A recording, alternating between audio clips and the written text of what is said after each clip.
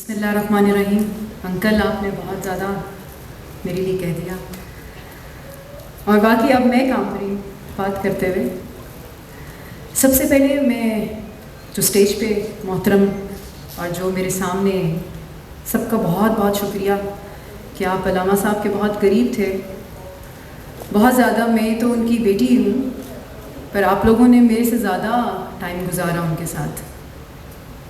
मेरा कोई 30, 35, 40 साल का सफ़र होगा पर आप लोगों का 50 साल 60 साल का होगा।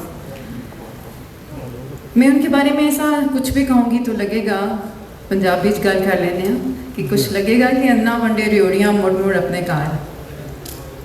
मैं अपने वालिद साहब के बारे जो भी गल करांगी वो तुसी काफ़ी बेहतरीन अच्छे तरीके नाल वजाहत की है।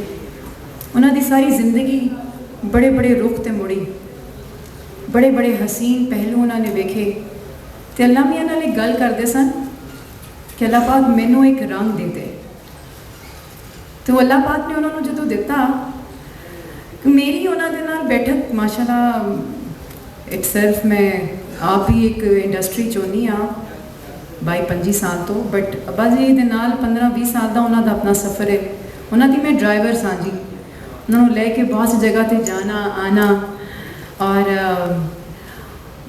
ऐसे लम्हात जड़े सारी सारी रात मैंने जागना भी पैंदा सी तो सवेरे उठ के मैं दफ्तर जानी सा तो मेरे पैर सुज जाते सन तो मैंने कहते सन कुड़ियाँ तू दफ्तर जा रही हैं तो मैं कह रही अब्बा जी कोई गल नहीं, हुण मैं अपनी ड्यूटी तो जा रही हूँ और रात वाली ताड़ी ड्यूटी सी।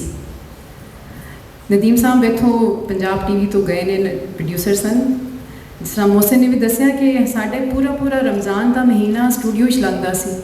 सारी रात साड़ी इबादत हो रही होंदी सी, अल्लाह का कलाम कुरान पाक पढ़ रहे होंदे सन। सारिया ने जिहड़ियां गल्लां कीतियां ने मैं वाले साहब दे मैं तानू इमोशनल नहीं करना चाहती बट वाकई एक पहलू है कि इंसान की जिंदगी उतार चढ़ाव आता है। तुहानू पता है शोबिस जोड़े लोग होंगे ने कोई इन्नी मालियत वाले नहीं होंगे, कोई बहुत हालात इस तरह के नहीं होंगे कि जी सारी चीज़ें वक्त मिल जान तो पूरी हो जान। पर अल्लाह मियाँ ने मेरी वालदा इतने बैठे ने, अल्लाह मियाँ उन्होंने हयाती देन, बड़े भाईजान भी आए हुए हैं, उन्होंने बड़ा साथ दिता। अज अगर असी किसी मुकाम से हाँ तो वालदेन की ही बदौलत हाँ, मैं कुछ नहीं हाँ, मेरे को कुछ नहीं है। अगर यह तमीज़ तहजीब ए मुकाम वो मैनू दे के गए ने, मेरा ये कोई कमाल नहीं है।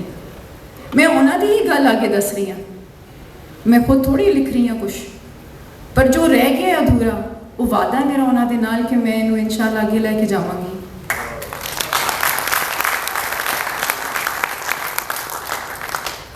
वो कहते सन कि बड़ी जगह ते साढ़े एरिए नाल लड़ाई होती सी, कहते सन कुड़ियाँ और मैं तो देख पकाती बनना ताड़ा काम है।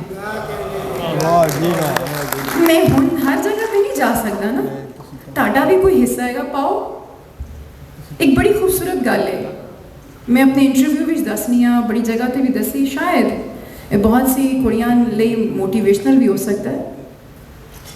अज जिहड़ा सैलाब आया है बाहर, बंद रोड का बंद टुटिया है, 1986 विच भी इंज टुटिया सी, अगर तुहानू याद हो 30 साल पहले